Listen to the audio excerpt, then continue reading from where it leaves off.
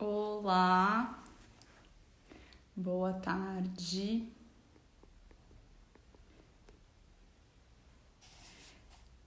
Hoje eu vou fazer uma live com uma curadora e escritora muito querida para mim, que é a Olivia Arduy, e ela vai falar com a gente direto de Bruxelas, na Bélgica. Para quem não conhece, olá. Me digam se vocês estão me ouvindo bem e me vendo bem. E para quem não conhece, a Olivia, ela atuou como curadora no MASP e no Instituto Tomiotaki, na 12ª Bienal de Cuenca. Tá ótimo, que bom. E ela foi coautora de 2 livros. O catálogo Histórias da Dança, que saiu pelo MASP. Olá! E a parte que ela foi coautora. Então eu vou esperar. Bem-vinda, Cacau. Eu vou esperar a Olivia entrar e aí a gente começa.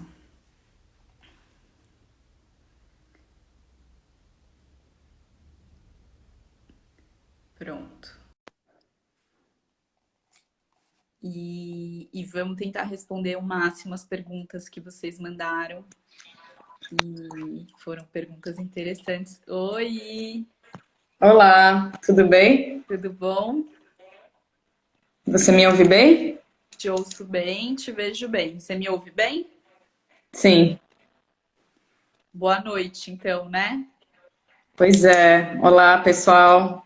Obrigada a todos por que estão conectados aí para essa escuta. Eu estou, de fato, algumas horas a mais, né? Estou na Bélgica, em Bruxelas, mais especificamente agora. E Então é tem esse isso. fuso, né? Sim, feliz de compartilhar essa conversa aí com vocês. Eba! Espero que possa ser interessante num sábado à tarde aí, hein? Perguntaram se vai ficar gravado. Vai ficar gravado. Então, esse momento sábado pós-almoço, né? Que também muita gente está em família, às vezes não consegue. Claro. Depois fica gravado aqui. Mandaram algumas perguntas interessantes na caixinha de perguntas que eu abro antes. E mandaram uma pergunta que eu acho que pode ser legal para você começar a falar sobre você, a sua formação. Se você vem de uma família de artistas e se foi por isso que você escolheu estudar arte e acabar se tornando curadora. Bom, ótima pergunta, de fato, né? Já que estamos nesse movimento retrospectivo, genealógico. Então, a resposta é sim, né? Eu venho de uma família de artistas, não artistas visuais, quer dizer, a princípio de músicos, na verdade. Então, tanto meu pai quanto minha mãe são músicos, e na minha família tem vários tios e primos que tocam instrumentos, cantam. Meu bisavô era compositor também de música erudita, de coral, religiosa, assim, uma coisa bem conservadora, mas então a música foi algo que sempre esteve presente na família, assim, tanto no ensino de música, todo mundo na família em algum momento tocou alguma coisa, teve em contato, a gente ouvia muita música em casa. Então eu acho que isso foi um mergulho, né? Eu acho que a gente tem, e aí pensando numa perspectiva das artes ocidentais, né, lidas pelo Ocidente, tem uma obsessão por essa categorização em disciplinas, né? Enquanto as coisas são muito mais fluidas e conectadas do que do que essa divisão categórica, às vezes, entre belas artes, música, teatro, e aí eu acho que ao longo da conversa também vai se destacando o interesse meu justamente nesse lugar de cruzamento entre disciplinas, que eu acho que é um lugar muito rico. Não sei dizer, assim, talvez a minha analista, a Júlia, que me conhece de bastante tempo, né, que é uma parceira de trocas presenciais e de trocas pessoais, como também de trabalho, mas acredito que com certeza essa proximidade com a música, essa relação de ter também pais que são artistas da música, de alguma maneira isso aflorou alguma sensibilidade, claro, né? Eu acredito que isso é bem determinante. Boa. E, Essa pergunta aparece muito aqui. é? Porque E eu aí a acho que tem ideia... muita gente que acha também que a pessoa só vai ser artista ou só vai, né, entrar nesse contexto tão específico, vindo de uma família de alguma maneira relacionada, né? Eu acho que, claro que ajuda, claro que o fato de você ter uma proximidade da família, pode ser também tios, primos, avós, não precisa ser necessariamente a mãe e o pai, às vezes é o irmão, irmã, mas eu acho que cria uma familiaridade, assim, né? Que vai criando um repertório, assim, de alguma maneira. Então, acho que talvez sim, tenha tido. E aí, agora você, qualquer outra... Seria falar da formação, né, Júlia? Que você perguntou. Eu acho que pegando esse gancho, se você quiser, de repente você contar um pouco da sua formação e se você acha que justo esse fato da música se acabou virando uma coisa significativa em termos de escolha, de pesquisa e por aí vai. Certo. Bom, logo depois da escola, eu tava hesitando bastante entre fazer letras Uhum. ou história da arte e arqueologia. E no final optei por história da arte porque eu tenho uma questão com gramática, linguística que assim não consigo e Mas optei você para escreve história super da bem. arte. Há controvérsias,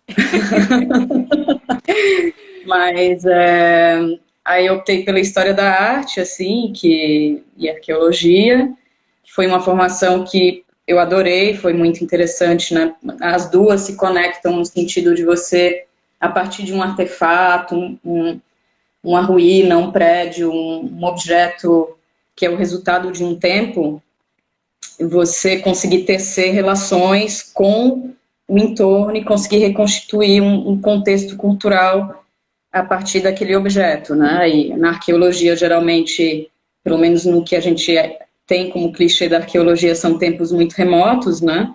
Na antiguidade e tal, até a arte contemporânea. Então, como pensar a arte como um produto de seu tempo? Não é por nada que tem história no título, nada, não é artes plásticas. Uhum. É realmente tem realmente um interesse em contextualizar e ver aquele objeto, aquela produção artística, aquela peça de dança, num contexto mais amplo, em diálogo com seu tempo, com o contexto político, contexto econômico, contexto material, geográfico, enfim. Uhum. E isso me parece, assim, sempre foi algo que me fascinou muito e aí eu optei por isso, assim. Aí eu hesitei também por um tempo, teve Acho um que é bom momento que... explicar também que na Bélgica isso é uma graduação, né? Porque aqui Certo, é mais raro ser como foi graduação. a graduação, então, que eu fiz em História da Arte e Arqueologia,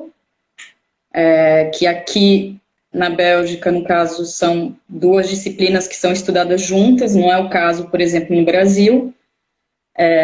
Aqui elas são estudadas juntas muito com essa perspectiva da iconografia, então você vê uma certa representação num friso de um templo, e você, a partir de um método científico e de estudo iconográfico, que é próximo da história da arte, você recontextualiza aquele objeto. Uhum. Aí isso foi a minha graduação, e aí no mestrado eu fiz a história da arte, enfim, a história da arte moderna e contemporânea. E aí eu já não tinha mais aulas de arqueologia, e aí foquei realmente no período atual e estudei o trabalho de um artista belga que chama David Claerbout. Para quem viu a Bienal de 2010, ele tinha 2 trabalhos lá, e era um artista que estava sempre trabalhando numa espécie de limite tênue entre a fotografia, o vídeo, sempre perturbando um pouco as percepções que a gente pode ter da imagem. Então, era um trabalho que colocava um pouco em xeque várias certezas que você podia ter vendo a imagem. E isso me interessava muito, porque naquele momento eu estava estudando a construção da percepção e do olhar do espectador. Né? Uma linha assim, de estudos de cultura visual, que é a construção do espectador. A gente não vê as coisas, não olha para um objeto de uma forma tão neutra assim. Né? Existem convenções, existem elementos que a gente reconhece e que a gente pode associar a um período histórico, por exemplo.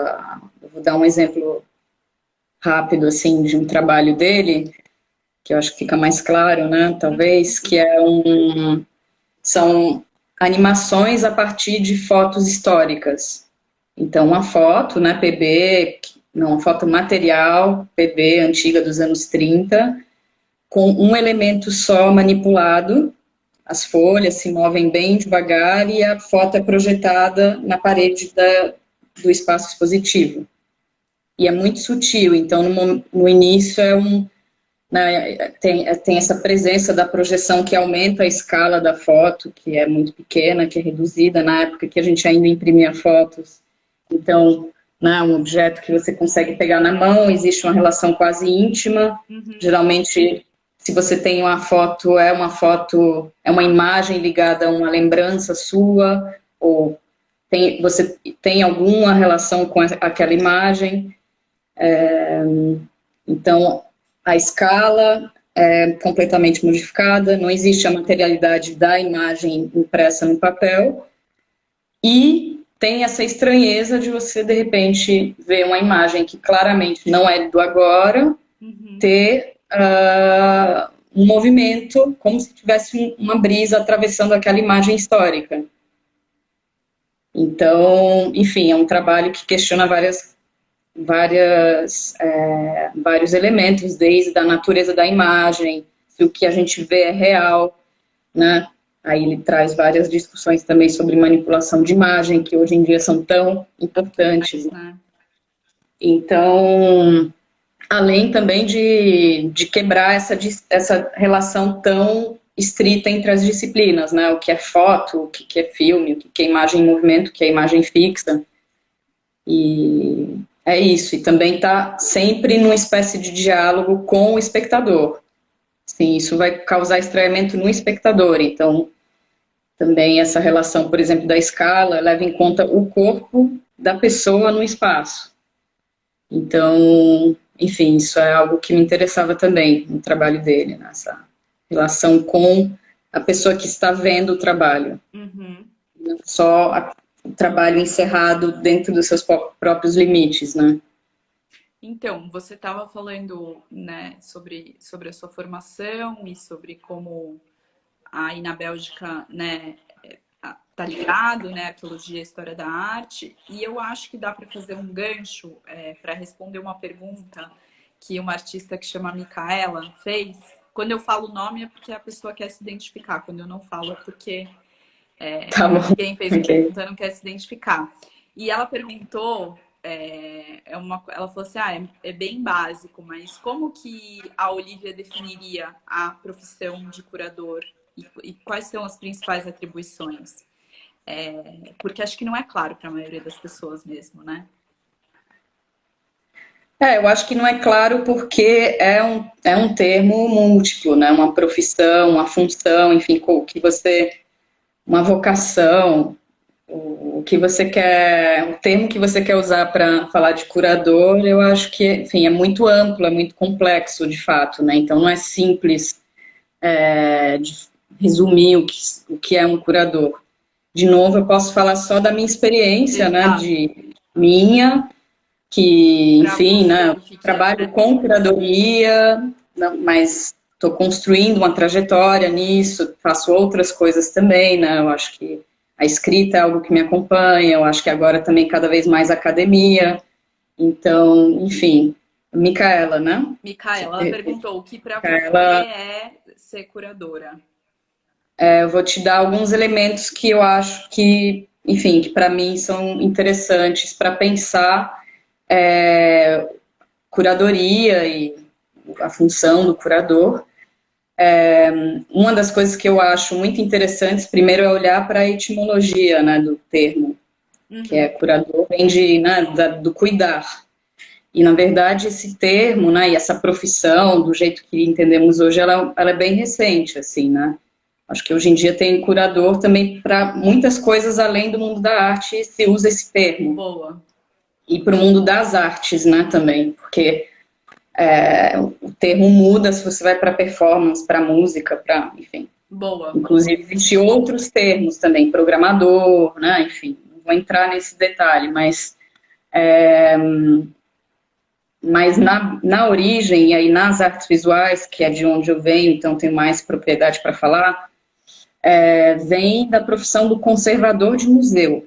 Né? Então, era a pessoa, a princípio, né? Inclusive em francês, a palavra, por exemplo, falo francês porque é a língua que eu falo aqui também, né? Então posso trazer esse contraponto.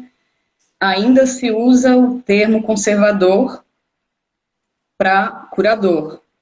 Existe a palavra inglesa, se usa também, né? O curateur, mas não é ainda assim, é uma palavra meio nova, digamos assim.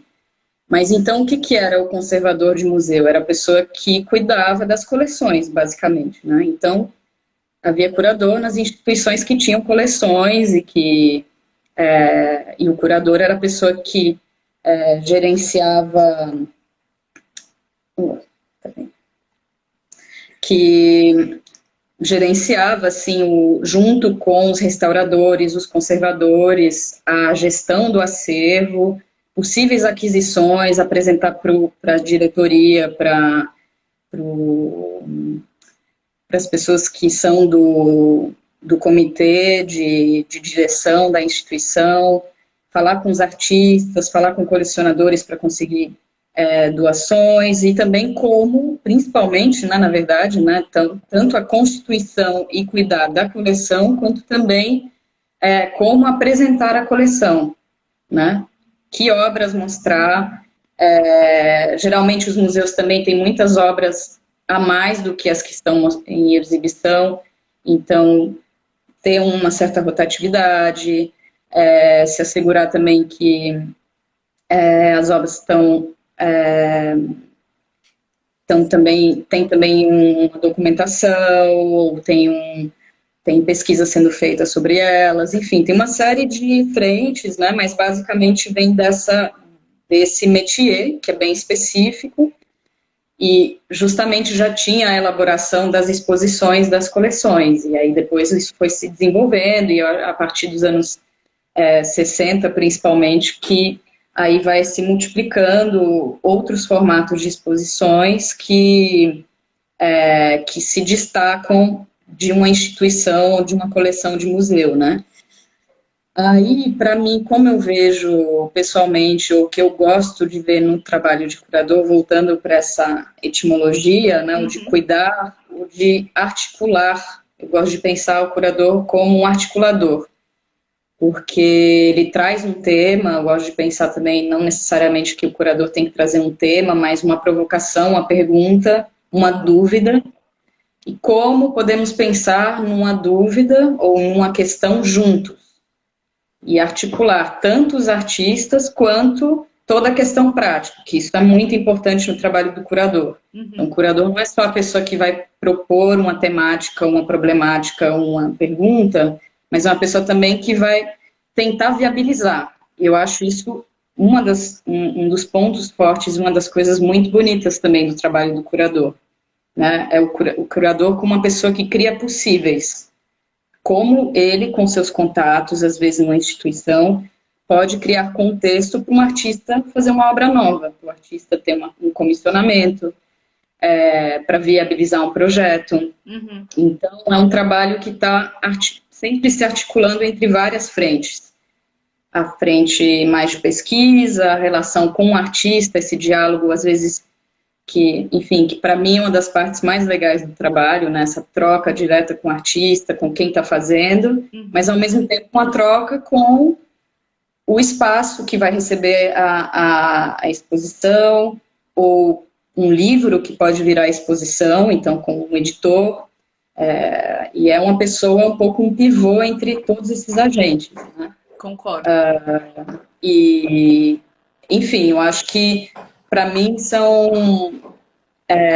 eu penso em alguns trabalhos assim que são referência para mim, que eu não sei se vale a pena citar como exemplos, né?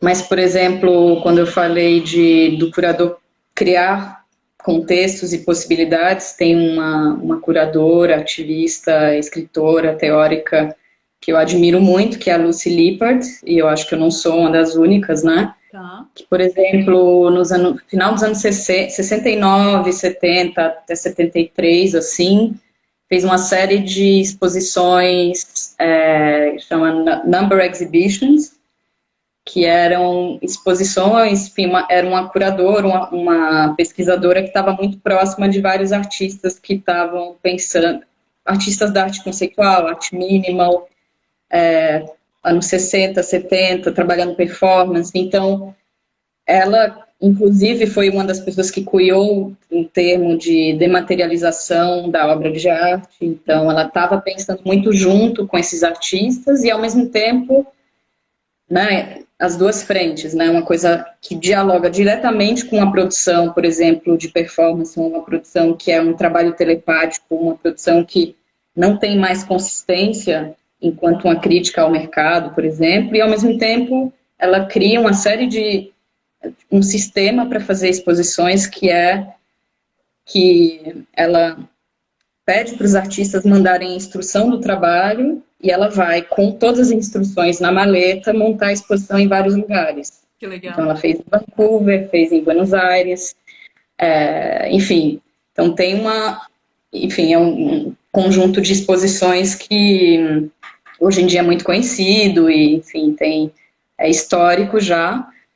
E, para mim, é uma grande referência, porque eu acho que ela consegue... É isso, ela cria esse diálogo com diferentes contextos. Ela vai para o Canadá, ela vai para Buenos Aires, e ela traz esses trabalhos em diálogo com os artistas. Então, a provocação para ela, que tem que montar o trabalho também, enfim, eu acho muito interessante. Tem outras pessoas também de grande...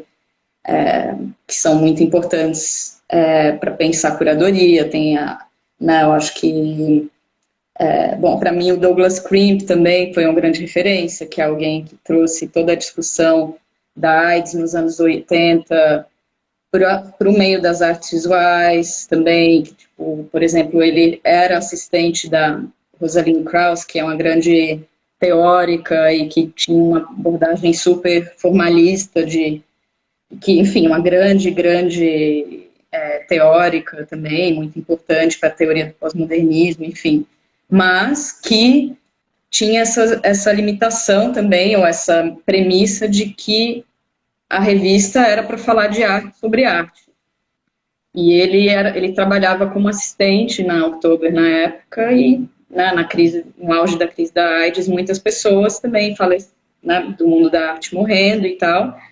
E ele montou uma edição que até hoje ainda é reeditada, e que foi super controversa, porque não tinha a ver com a linha editorial da Oktober, e que Só que ele, como, enfim, um ativista também, colocou isso como uma urgência e conseguiu montar e trouxe tanto teóricos quanto trabalhadores do sexo para discutirem de uma urgência de algo que estava acontecendo e que não dava para não falar. Então, isso também me parece, enfim, é um exemplo que gosto muito de citar. Aí no Brasil também o Walter Zanini, que foi super importante. Aí pensando em exemplos mais recentes, o projeto da Beatriz Lemos, que agora é curadora no MAN do Lastro, que é um projeto de uma rede latino-americana de artistas, que cria possíveis, né, muitas vezes, e de uma forma muito bonita e Você muito participou também, espontânea. né? Sim, eu participei também. E, enfim, são muitos exemplos, não dá muito Boa, para falar, boa. mas eu acho que dá algumas ideias ou algumas pontuações de alguns elementos que eu considero importantes nesse trabalho de curadoria.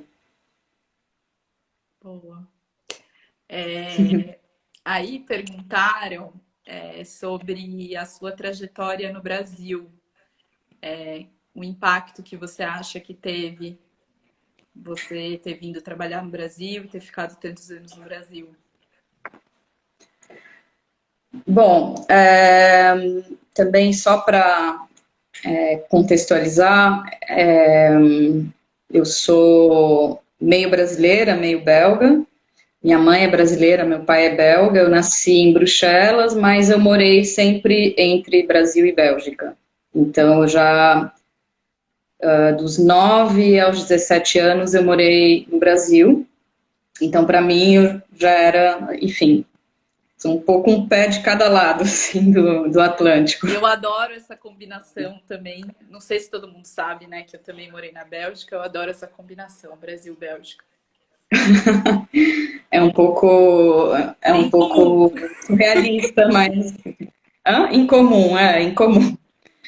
Mas para mim é uma sorte, eu considero um privilégio poder ter duas visões de mundo, porque eu acho que é realmente sobre isso que se trata, né? São duas visões de mundo, são duas maneiras de estar no mundo, do corpo estar no mundo. Uhum. Isso é realmente algo também muito forte, né? Como o corpo está no mundo.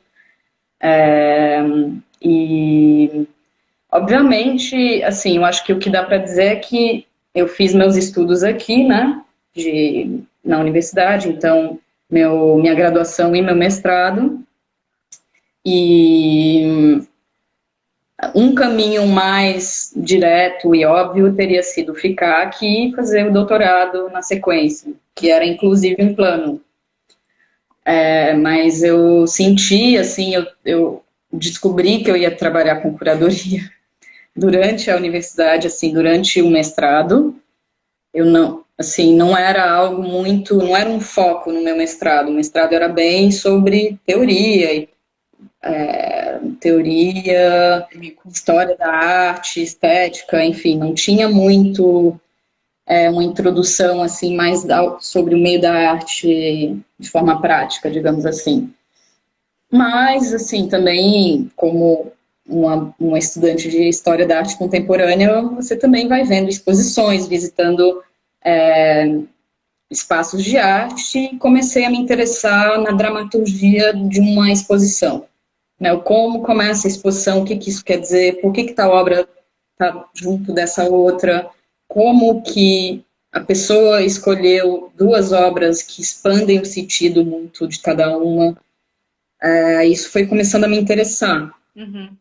E comecei a achar, né, que tinha um caminho que me interessaria. E aí, nesse período também, coincidiu com um período com um grande festival, na verdade, dedicado ao Brasil aqui, né, um festival de 6 meses de música, artes visuais, literatura, dança, cinema, sobre cultura brasileira durante 6 meses. E nessa ocasião conheci muitos artistas e curadores, galeristas, pessoas que estavam trabalhando nesse festival e que estavam aqui na Bélgica e me falavam muito do Brasil. Então, 2011, estava num contexto muito bom e que tinha uma produção muito interessante, que tinha muita coisa acontecendo, muita atenção internacional para o Brasil, e de fato pensei, bom, depois do mestrado eu vou para o Brasil ficar um tempinho para fazer a minha própria opinião. Até trabalhei com brasileiros aqui também com curadoria, mas sempre coisas muito pontuais. Não sabia. Uma assistência pontual aqui e lá, mas não projetos grandes, mas era... Aí eu me acerquei um pouco tanto da curadoria enquanto prática, como da produção brasileira e do contexto brasileiro. Aí eu juntei uma grana, fiquei 4 meses no Brasil. Mas eu, assim, pensando que provavelmente eu ia voltar. Só que eu pisei no primeiro dia, eu sei que no primeiro dia eu já tinha decidido que eu ia ficar, de alguma forma, assim. Foi algo, não sei muito explicar. Porque você intuiu, assim. Então, desculpa não trazer grandes respostas nesse sentido, mas de fato, vou tentar aqui ser um pouco... trazer alguns elementos, assim, mas de fato o Brasil estava num momento bem interessante a nível a cena tinha um entusiasmo, tinha muitas iniciativas, tinha bolsas, tinha editais, tinha, de fato, aí no contexto também do mercado de arte, que é algo que também traz a SP Arte aumentando, galerias estrangeiras abrindo no Brasil, curadores estrangeiros. Diferente do que a gente está agora, né?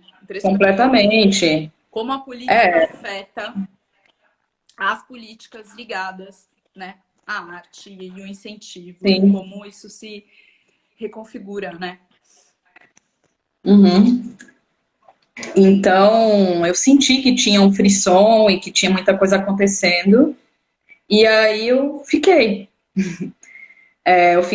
Assim, eu fiz uma exposição numa coleção privada durante a SP Arte, que foi na coleção Moraes Barbosa, né? Foi uma exposição, foi feita super rápido, assim, mas que foi ótimo para fazer contatos, e conheci muitas pessoas lá, inclusive quem viria a ser o meu chefe na Bienal de Cuenca, que é uma Bienal no Equador. A gente se conheceu nessa ocasião, aí ele me convidou para trabalhar como assistente dele, da Manuela Moscoso, na Bienal de Cuenca. E aí, com esse projeto, que era no Equador, mas a gente trabalhava do Brasil, eu tinha a minha desculpa perfeita para ficar. E aí, logo eu comecei a trabalhar no Tomiotaki, assim, por um tempo em paralelo com a Bienal de Cuenca, que foi uma coisa louca quando eu penso hoje, mas, enfim, jovens com muita vontade de trabalhar. Eu topei e fiz. E aí, no Tomiotaki, eu trabalhei como membro do Núcleo de Pesquisa e Curadoria, coordenado pelo Paulo Miada, e a gente dava uma assistência para as exposições que iam ser montadas. A gente tinha um trabalho também contínuo de escrita de verbetes sobre arte brasileira.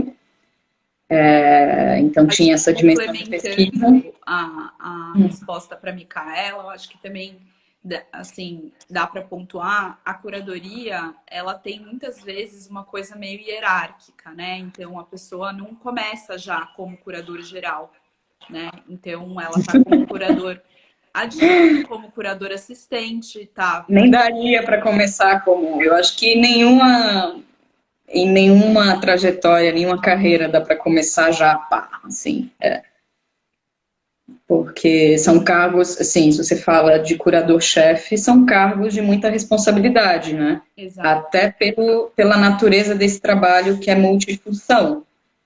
Né? O curador, por exemplo, de uma Bienal é uma pessoa que tem que estar a par de tudo, desde enfim, a pessoa que começa com a pesquisa, com os diálogos, com as obras que vão ser realizadas por projeto, mas também tem que saber da estratégia de comunicação, do trabalho da mediação e dos programas públicos, do orçamento geral, porque as escolhas dependem do orçamento, obviamente. Então, né, quem você pode convidar, quantos trabalhos pode ter na exposição, que tipo de arquitetura vai ter, que iluminação, tipo, tudo isso Boa. depende também de questões de orçamento. Quais são os parceiros? Como a gente consegue mais dinheiro para viabilizar um projeto X? Então, tudo isso, o curador-chefe, enfim, diretor artístico de instituições, coordenam, né? Uma coisa muito grande, muito ampla, com muitas complexidades, assim. Então, realmente não dá para começar com um cargo assim. É diferente, claro, na escala de fazer uma exposição, e aí uma exposição depende também, né? Tem exposições menores e tal. É isso, tá ótimo dessa Sim, forma, mas como curador geral, acho que é uma coisa que demora mesmo, demanda muita prática, muita experiência. exato, exato. Uhum. Para fechar essa pergunta da sua trajetória no Brasil, você quer falar mais alguma coisa em relação ao o que você acha que isso impactou na sua trajetória? Certo, eu quero, sim, eu acho que, bom, ir ao Brasil foi uma oportunidade enorme para conhecer uma cena muito rica, uma cena que eu ainda considero que eu não conheço bem o suficiente, assim, porque eu conheço mais a cena de São Paulo e Rio, enfim, não viajei o suficiente, por exemplo, para o Nordeste, para o Norte, para conhecer bem a cena de lá. O Brasil não é para iniciantes, é um continente em si, seriam muitas vidas para conhecer, mas me impactou de muitas formas. Eu acho que outras maneiras de pensar e ver a vida, mas a arte também. Eu entendi o tanto que a minha formação também era eurocêntrica, eu entendi todos os meus limites também de pessoa branca, todos os meus privilégios de ter essa nacionalidade belga, o que me permite estar aqui agora falando com vocês de Bruxelas, Uhum. hoje recebendo minha segunda dose, talvez eu estava preocupada, inclusive, se eu ia ter algum efeito hoje, mas tá tudo bem. Mas então o Brasil foi muito importante nesse sentido. E uma das coisas que para mim são muito importantes para o meu trabalho aqui na Bélgica é conseguir trazer não só esses aprendizados, né, mas também todas essas referências que eu tive contato, né, referências de grandes pensadores do Brasil. Enfim, tenho pensado muito em como pessoas como Denise Ferreira da Silva, Ailton Krenak, Jamila Ribeiro, J. Mombassa, são pensadores essenciais para pensar nesse momento, né? E eu volto para cá com essas sementes plantadas e ainda preciso digerir né, me deixar permear por elas e espero que meu trabalho aqui também possa fluir e florescer a partir disso, assim. E quero continuar esse diálogo e continuar aprendendo com o Brasil, porque eu acho que tem muito que aprender com o Brasil, apesar do momento, né, para além desse Delicado. momento. Né, eu acho que todas as sabedorias afro-brasileiras, né, eu acho que para um projeto importante que eu fiz no MASP, do Histórias da Dança, uma das pensadoras que para mim foi muito essencial para pensar o trabalho é a Leda Martins, traz um conceito que é a oralitura. E como a oralitura, que são, né, a literatura não escrita, então oral, das histórias, dos contos, as práticas corporais são inscrição e são produção de conhecimento.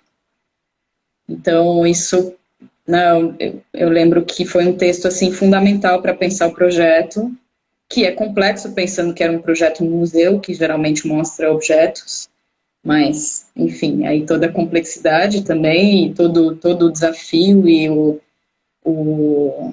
a empolgação que isso pode trazer também, de como pensar, como se deixar desconstruir por essas referências, né? E como buscar mais, tem que buscar mais ainda, se desconstruir mais. E, enfim, então me permeou demais e foi super importante. E vai ser ainda, porque não tenho intenção de não voltar. Eba! Que bonito. Super bonito. É uma coisa que fica, né? É uma coisa que fica. Uhum, Não é uma coisa que o fato de você ter mudado de continente faz com que isso não fique, né, com você. uhum, sim. Boa. Perguntaram sobre o aparte. Fizeram Ah, uma pergunta adoro falar engraçada, sobre o na minha opinião. aparte. Oi? Bom, para quem não sabe, a Olivia tem um livro, né, que ela é coautora, chamado A Parte. E a pergunta foi se você não se cansa do mundo das artes e se o A Parte é sobre isso. Eu achei muito boa essa pergunta. E adoro que a pessoa se manteve anônimo. Muito bem, bem no espírito do aparte mesmo, né? Ela Deixando as perguntou máscaras e das personas, eu compartilhei no Stories porque foi via box de perguntas, mas eu não... certo? Bom, o aparte eu vou só introduzir rapidamente. Estou um pouco de... Desculpa, gente, que tá Uma luz na sua cara, né? É. O A Parte é um livro que eu escrevi a quatro mãos, junto com o artista, escritor e editor de Belo Horizonte, que é o Marco Antônio Mota Oliveira. E é um ensaio fictício, enfim, um ensaio, uma teoria ficção, resultado de uma amizade, uma parceria literária e na vida com o Marco, e que era enfim, tem um fio condutor que é uma observação dos arquétipos e dos comportamentos socioprofissionais do mundo das artes, vistos a partir da lente do tarô. Então, um jogo do tarô que tem os arquétipos, os tipos, né, dos arcanos maiores, e aí, partindo do pressuposto e da evidência que existem, né, códigos, maneiras de agir, maneiras de se portar, maneiras de se vestir, roteiros, né, invisíveis, roteiros não ditos das artes, a gente pensou como que seria assim os arcanos do tarô no mundo das artes. Então o a essência do livro, digamos assim, a seção mais importante do livro é uma descrição, são textos curtos, que são interpretações do que seria aquela carta, aquele arcano no mundo das artes. Então, por exemplo, tem o arcano zero, que é o louco, é uma carta, que é a carta número um número um não, do zero, na verdade, mas é a primeira carta dos arcanos maiores, e é o início, né, uma carta que significa um impulso, um começo, bem resumidamente, tá? E então, para a gente, pensando, né, nesse transposto para o mundo das artes, seria o jovem artista, né, o artista que está se formando, está estudando, que acha tudo incrível, que acredita na vanguarda, que acha que as instituições são o máximo, mas que tem muita energia, tem muito elan. O tipo, no livro, chama o puro elan, porque é uma figura um tanto ingênua, mas que também tem muita faísca, assim. É um pouco, enfim, foi um pouco tentar ver o que do sentido da carta poderia se transpor às figuras do mundo das artes. Obviamente, as cartas não são pessoas reais, são quase caricaturas, assim, né? simplificações, obviamente, mas é uma lente que a gente dá, né, assim, a capa do livro são binóculos de teatro, de ópera, Eu um desenho. compartilhei a capa do livro no Stories depois. Ah, Pra legal. ver. Tá à venda, E, inclusive, pela internet. sim, isso. Pelo site da NUM, que a gente pode colocar depois. Uhum. E então é um pouco, enfim, um olhar, uma parte, que é um termo do teatro. Quando você faz uma parte no teatro, é um momento que, enfim, isso acontecia muito num certo tipo de teatro, Molière, por exemplo, que um personagem, de repente, quebrava a quarta parede e se dirigia ao à plateia, mas os outros personagens não estavam ouvindo, então era uma espécie de contrato assim que quebrava a quarta parede entre o espectador que está assistindo a peça e o personagem que está naquela ação, mas os outros não estão ouvindo. Então é quase uma troca de confidências, de segredo, de um comentário um pouco ácido assim. Então, bom, o livro nasce um pouco de um episódio em que tanto eu quanto o Marco a gente estava participando e tinha um pouco dessa dimensão de grande teatro, de várias coisas acontecendo nos bastidores, e era uma maneira também da gente, enfim, falar de criar alguma coisa a partir de algumas observações que a gente tinha desses roteiros, né, do mundo das artes, e não somos os únicos, tem várias pessoas que têm, o Pablo Helguera, que talvez vocês conheçam, os Arctoons, enfim, tem vários Eu já trabalhei de com ele. Instagram também, enfim, só que aí a gente, o nosso partido era usar o tarô, então esses arcanos, e criar uma espécie de ficção teórica a partir dos arcanos que estariam no meio do mundo das artes, e ao mesmo tempo numa escrita performática. Então tem um pouco essas duas dimensões, e no final também eram resultados de exercícios, trocas entre nós, de escrita mesmo. Essa parte é importante. E é isso. E se eu tô cansada do mundo das artes por causa desse livro, Não, não, a pergunta não foi essa. A pergunta se o foi: livro foi por isso, não, você não se tava. cansa do mundo da arte?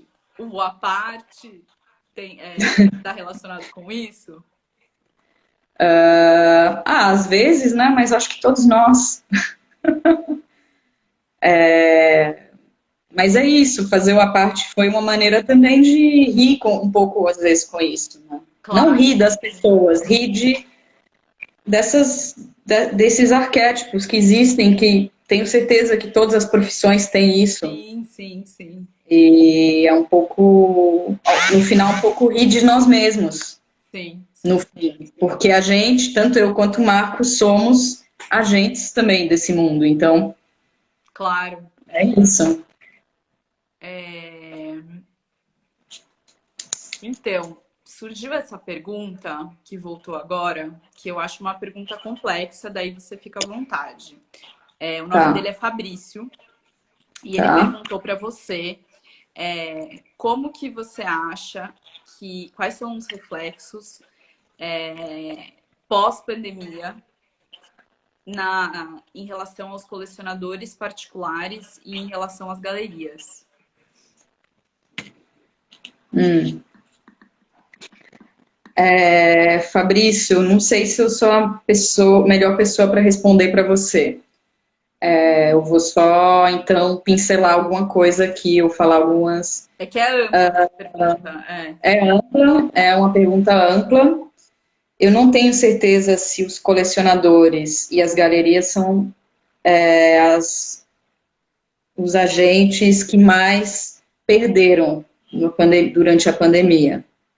Eu Boa. acho que a pandemia afetou todo mundo, mas eu acho que quem realmente está na linha de frente ali O Fabrício e o Iago perguntaram isso. Beleza, aí já responde os dois de uma vez. certo, tá. Eu acho que, obviamente, a pandemia afetou vendas e eu acho que também muitos eventos, né, em que esses eventos, as feiras, por exemplo, as viagens, então a circulação das pessoas, né, mas eu acho que as vendas continuaram, né, desde o ano passado existem feiras em formato virtual e, assim, não confesso que eu não fui ler muito sobre, tipo, o resultado, se foi muito positivo ou não muito positivo, então não sei dizer. Mas eu acredito que os colecionadores continuaram adquirindo enfim, as galerias também no Brasil conseguiram abrir depois de um certo tempo, aqui também. Então, acho que tudo ficou um pouco mais lento, mas eu acho que quem realmente sentiu o impacto assim, de uma forma mais drástica foram os artistas, todos os trabalhadores Concordo. de instituições, desde montadores, por exemplo, né? Todas as pessoas que foram demitidas dos educativos, por exemplo. Enfim, eu acho que o que eu acho que é as pessoas que mais sofreram, né? E provavelmente, eu acho que o que vai acontecer, e aí de novo não é falando nem das coleções, nem das galerias, é que eu acho que a pandemia, de modo geral, vai acentuar e exacerbar a precarização. E aí isso provavelmente vai ser algo que também vai se refletir nas artes, enfim. Então, eu acho que, para mim, pelo menos, a pandemia é um momento que eu fico pensando bastante nisso, assim, né? De como lidar com uma mais precarização que está por vir. Mas não, isso não só nas artes, eu acho de modo geral, mas eu acho que é algo que se deve tomar bastante cuidado, assim, porque eu acho que ela vai se acentuar mais. Complementando, assim, respondendo também para o Iago, eu acho que isso que a Olivia falou, né, que as feiras elas eram presenciais, né, elas eram gigantes. E aí a gente foi para o online durante a pandemia. Por conta disso, as galerias tiveram que se repensar radicalmente enquanto não mais um espaço físico, né? Porque durante muito tempo não tinha mais um espaço físico. Uhum. E essa ida para o online também mudou práticas, por exemplo, nas feiras online, muitas vezes o preço das obras estava ali acessível, né? E qualquer pessoa conseguia fazer o mesmo viewing room, né? Que é o passeio que eles sugerem, né? E antes da pandemia, era um circuito muito restrito, né? Quem faziam as feiras internacionais de arte, né? Era um grupo restrito de pessoas. E de repente foi para online, isso expandiu, né? E ao mesmo tempo, isso trouxe esse questionamento, né, em relação ao espaço físico das galerias. E eu acho que é a mesma coisa para o institucional, né, porque as instituições ficaram muito tempo fechadas e eu acho que ainda vai demorar para as pessoas voltarem a querer entrar num lugar fechado, com ar-condicionado, pegar fila, né? Então, eu também observei esse movimento das instituições, pelo menos aqui no Brasil, de entrar no online com mais força. Então, começar a fazer lives, começar a ter mais conteúdo digital, coisas que antes da pandemia, eu acho que era pouco, assim. Então, acho que também teve esse outro lado. Uhum. Mas Sim. impactou muito, né? A pandemia impactou muito. E vai seguir impactando, né? E vai seguir impactando, com certeza. Uhum. Com certeza. Ai, tem mais um monte de pergunta, mas eu acho que a gente vai caminhando assim para uma última pergunta. que fizeram em relação ao seu momento atual. E respondeu, Fabrício respondeu, né? O seu momento atual e as suas aspirações agora, aí na Bélgica, perguntaram. Ok. Então, nesse momento, né, eu acho que uma coisa que eu acabei não mencionando, né, mas antes de vir para cá, até dezembro do ano passado, eu estava trabalhando no MASP, onde eu trabalhei quase por 4 anos. Eu estava trabalhando como curadora assistente. E meu último projeto lá foi um projeto bem ambicioso, né, que eu fiz junto com o Adriano Pedrosa e a Julia Bryan Wilson, que é o Histórias da Dança, que seria a exposição coletiva do ano passado. Foi cancelada devido à pandemia, e é um projeto que era resultado de 2 anos de trabalho, mas felizmente conseguimos publicar o catálogo do que seria a exposição e uma antologia de textos, incluindo esse texto que eu comentei, da Leda Martins, textos de referência para a gente, e que eu acho que é uma publicação bem interessante, bem importante, né, para essa pesquisa sobre artes visuais, esse cruzamento, artes visuais, performance e dança no Brasil. Antologia. Deixa eu pegar, eu vou mostrar, pode continuar falando.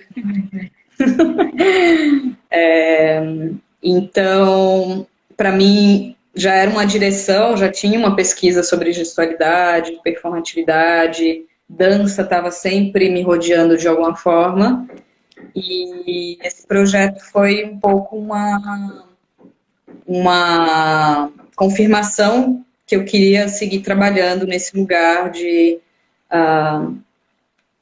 nesse cruzamento, né, entre artes visuais e artes performativas. Aí eu volto para cá, que, enfim, a Bélgica é um país que tem uma forte tradição em dança, em performance, em práticas experimentais que lidam com o corpo, com performance. E aí, uma das minhas aspirações é seguir trabalhando nesse cruzamento, criando possíveis na medida do que eu conseguir. Gostaria muito de criar e continuar tecendo diálogos com os artistas e pensadores com quem eu estabeleci conexões e trocas no Brasil, e conseguir trazer um pouco dessa experiência que eu tive lá aqui. E em paralelo, né, eu estou agora no processo, ainda não está muito oficial, mas de trabalhar na história da arte no departamento onde eu me formei, né, na graduação, no mestrado, para algumas aulas, também trabalhando em colaboração com professores com que eu já tive aula, assim. Então isso vai ser um outro caminho que eu espero tecer e juntar em paralelo, assim, né, esse trabalho aí, como eu falei, né, que eu estava também indo para essa direção também acadêmica e, ao mesmo tempo, seguir trabalhando com projetos expositivos e de programas de performance, então, por isso, curadora, programadora. Enfim, mas e seguir com essa linha que me interessa muito, que eu acho que aqui é um lugar que tem bastante abertura para essas coisas acontecerem. A Marinha Marques, quando você começou a falar sobre histórias da dança, ela perguntou, foi bem desafiador, né? Porque foi tudo digital. Foi uma pergunta dela. Oi. Ela estava envolvida, inclusive. Né? Ex-colega do MASP. E foi um projeto bem desafiador, né? Como foi bem no início da pandemia também, né? Então, como você transforma, o que você faz com uma exposição com 140 artistas, 260 obras, uma exposição internacional de 2 anos de pesquisa cancelada, Enfim, além de toda a programação de 4 meses de performance, apresentações de dança, enfim, foi bem desafiador e um momento muito desafiador para o museu também. Então, o museu não tinha só essa exposição, né? E a equipe do museu tinha que trabalhar nisso e rever a programação toda de 2 anos por causa da pandemia, outros cancelamentos, enfim, várias questões, aumentar a presença digital. Então, a gente, não, o que foi proposto, assim, para a gente era de fechar as 2 publicações, que era, de alguma forma, uma memória, já que a exposição não ia acontecer, e para esse material, essa pesquisa não ter um registro, né? Então, a gente conseguiu fazer, e foi bem desafiador fazer as publicações também, no contexto todo, com várias... Enfim, tudo foi mais lento, mais difícil. Então, a gente fez as publicações e teve uma presença bem discreta, assim, na internet. Então, tem algumas obras que estariam na exposição no site do MASP.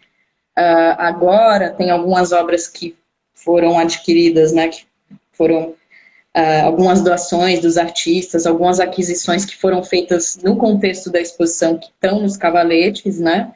Quem estiver em São Paulo e quiser ver. Obviamente não é a exposição, mas são algumas obras que estão lá. Legal. Então é legal ver. São obras bem diferentes, desde o Denilson Banil até o Ascanio, MMM, enfim, são Brandon Fernandes, várias mídias, né, também. Então dá uma ideia da complexidade também do projeto. Mas sim, foi bem desafiador, mas acho que desafiador como para muitas pessoas e muitos outros colegas que também tiveram projetos, às vezes, de 4 anos cancelados, né? E, obviamente, é difícil, assim, enquanto pessoa que está trabalhando no projeto, assim, obviamente é um baque, mas num contexto de pandemia, com coisas muito mais graves acontecendo, é bom também colocar em perspectiva, assim, né? Sim. E aí tem um monte de elogio ao seu trabalho incrível, de alto nível técnico. Uau, Olivia maravilhosa, profissional, um monte de coisa boa, admiração sem fim. Eu fico na dúvida se a gente responde uma última pergunta ou encerra por aqui. O que você... Eu achava que o Instagram decidia por nós. Então, é que ele mudou a política. Agora a gente pode ficar ongoing, assim. Não prometo ficar ongoing, mas uma próxima pergunta pode ser. Tá bom, então, uma última pergunta. É uma pergunta que eu também achei bem difícil de responder. Engraçado, fizeram perguntas para você. Então você me ajuda, Ju. Tá. Perguntaram, você já está há muitos anos trabalhando com curadoria e você já deve ter visto muita coisa, muitos artistas, muitos trabalhos. E se você tem um procedimento ou uma forma sua, pessoal, que você olha o trabalho de um artista antes dele estar consolidado e você pensa... Esse artista é promissor.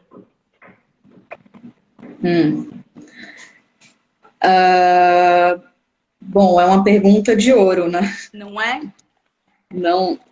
Não sei se eu consigo entregar o balde de ouro.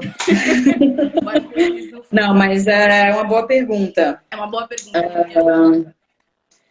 Eu acho que, assim, o que... Não só os curadores, né, mas... um trabalho promissor, né? O que chama a atenção é, eu acho, na minha opinião, assim, das experiências que eu pude ter aí, visitando ateliês, mas também participando de processos seletivos de júri, né? O que chama a atenção, o que é algo que existe... enfim, é difícil explicar, mas quando você percebe que tem algo fresco que está sendo dito de uma forma que não foi dita antes. Então, isso é um pouco abstrato, né? Certo. Mas alguma junção curiosa, assim, de duas coisas que você não veria ou não estaria. Pode ser na técnica também, pode ser algo que uma técnica que chama muita atenção, porque, não sei, um gravador que vai usar uma técnica, uma ferramenta que não é usada normalmente nesse métier. Então, nossa, por quê? Aí instiga, ou uma postura que geralmente é associada a um contexto que está numa imagem que geralmente você não associa aquela postura ou se for uma postura relativa a uma classe social, a um contexto específico. Então, eu acho que é um elemento, talvez, eu não sei, enfim, como a pessoa formula a pergunta, mas para mim Ele é um artista. um elemento de surpresa, algo que vai, ai, nossa, eu quero saber mais. É bem abstrato, tá? Eu acho que é difícil responder mesmo, eu acho que muito, eu acho que também depende, é muito interessante ver o trabalho e a trajetória da pessoa, não só o trabalho artístico, acho que o artista não é um ser que é artista numa esfera separada do mundo, para mim isso não existe. Então, se o artista é Concordo. designer, se o artista é dançarino, se o artista trabalha no bar, se o artista é DJ da festa, tudo isso são elementos que ajudam a entender o trabalho, que às vezes trazem camadas super interessantes para o trabalho. E, e eu acho que é interessante, para mim é algo que me interessa saber. O que o artista, enfim, faz além do trabalho. Pode fazer só o trabalho também, mas assim, entender o procedimento, ver os trabalhos, às vezes ver trabalhos que o artista não necessariamente mostra, mas às vezes tem coisas super interessantes, elementos super legais sobre o processo. E aí eu acho que vale a pena sempre falar também que, enfim, eu acho que a questão do valor da obra de arte, por exemplo, de um trabalho artístico, é um tema, assim, super complexo, que envolve... Júlia, você poderia até fazer uma live sobre isso, porque é um tema Polêmico. polêmico, difícil, subjetivo e difícil de colocar ali uma regra ou regras muito fixas, assim, né? Mas o que eu diria é isso, assim, de um jeito um pouco, talvez torpe de responder essa pergunta, mas para mim opera também nesse lugar meio de algo que destaca a atenção, às vezes de um jeito bem intuitivo mesmo. Uhum. E aí pode ser no nível da técnica, do tema, da maneira como o tema é representado, se não tem tema, enfim, o que aquele trabalho também instiga em você. E eu acho que é muito subjetivo. De fato, é uma questão, né, também. Sim. Aí uma pergunta minha, então, relacionada a esse tema para fechar. Já aconteceu muitas vezes de você ver um artista no comecinho e você se encantar e esse artista estourar depois? Sim, aconteceu. Não preciso citar nomes. Nem dá, Aconteceu é os dois preferível também. não falar o nome. Aconteceu o inverso também, de ver um trabalho e falar, nossa, que trabalho, uau, quero ver mais, que diferente, que instigante, assim, e aí depois você ou não vê mais o trabalho, ou, não Uhum, sei. uhum. Os dois também, muita. Bom, gente, eu queria agradecer todo mundo que fez perguntas super inteligentes. Queria agradecer quem ficou com a gente aqui online. Muitos elogios para você. Olivia deixa saudade por onde passa. Ai, muita saudade de vocês do Brasil. Ai. Parabéns. E, bom, quem quiser comprar tanto o Histórias da Dança, que está aqui comigo, quanto a Tem parte antologia também, mas você não... tem os dois. e antologia, Recomendo, hein?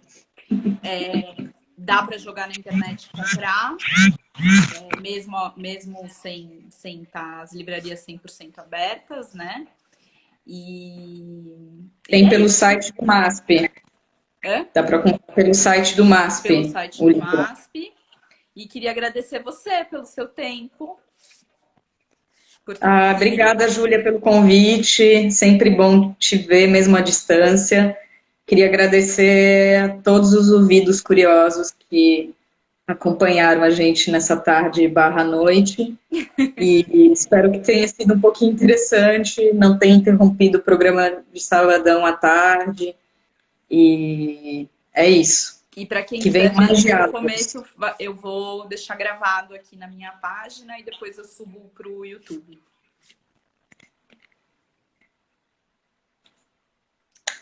Um beijo, Obrigada, gente. Bom fim de Júlia. semana. Tchau, gente. Bom final de semana. Tchau.